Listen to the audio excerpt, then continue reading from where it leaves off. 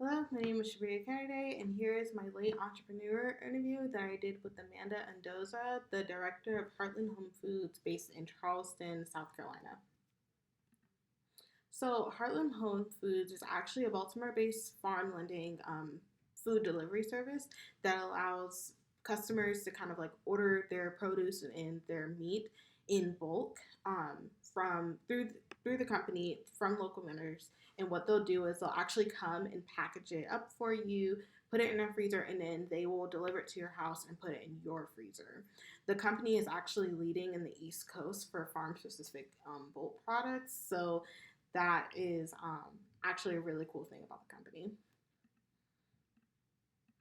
So, some of the tips that Amanda offered for another entrepreneur looking to raise funding is that your idea can't just be cool. She said that it has to be able to make money.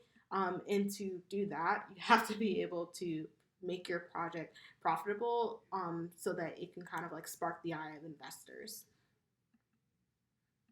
So, some of the challenges that she experienced when scaling her company is that hiring good talent was a really hard job for them. This is actually it's like a branch off of the huge umbrella company of Heartland Home Foods, but they are like doing this themselves. They have sole ownership over it in Charleston. And so trying to find good help that was, with people who were qualified was very hard for them, especially because they were kind of starting out really small and not able to offer the amount of money that most people kind of wanted. And the other aspect of their company that was really hard is that they whatever sales that they make today is going to be their generated sales for the next 6 months. So they have to like sell and sell and sell, and they really have to kind of like get that.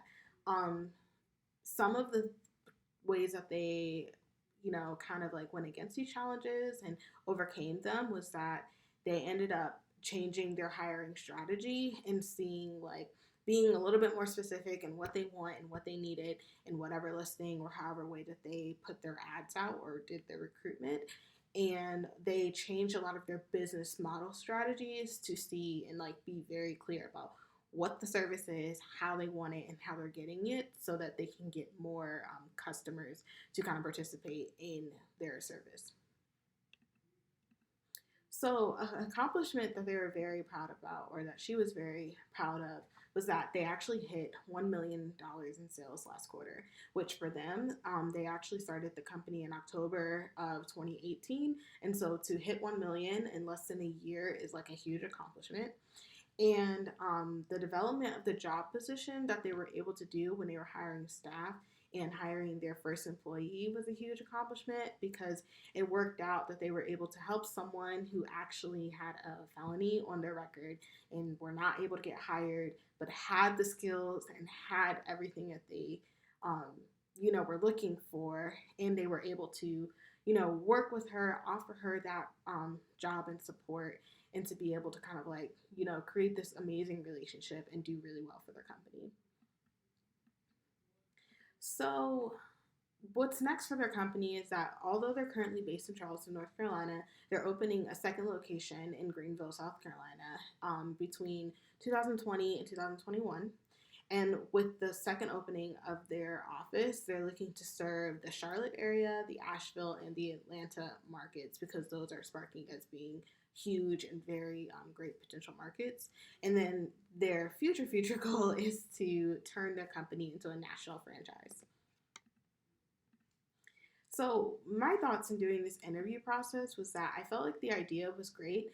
I feel like our society is moving towards more direct sales, delivery, home delivery of groceries. Like Target does it, Safeway does it, Giant does it, Hello Fresh of getting meals just delivered directly to your home. That is like where we're moving towards as far as like purchasing your meats and your produce. And so I feel like that this idea is very current and it's fitting for the times that we're in. Just with all that they've been doing with the last year of being able to accomplish $1 million in sales within their first year, within like not even reaching their number 1 year anniversary point is a really, really, really good turnout, especially because that wasn't something that they were anticipating. So this is actually really good. Even though they've reached $1 million in sales, their revenue is still under $1 million. So they're over 800,000, but under a million for their revenue as far as it. But they've reached $1 million in sales. And so I think that that was a good idea. And if I were an investor, I would invest in this company. So here's all of their social media outlooks. Their media is connected to their main umbrella base in Baltimore until they can get their own platform for South Carolina. But we have their website, their Facebook, their Instagram, and their LinkedIn. And also, I've included her own LinkedIn. So I had a great time interviewing her and I learned so much. And I look forward to seeing how Heartland Home Foods goes into the future.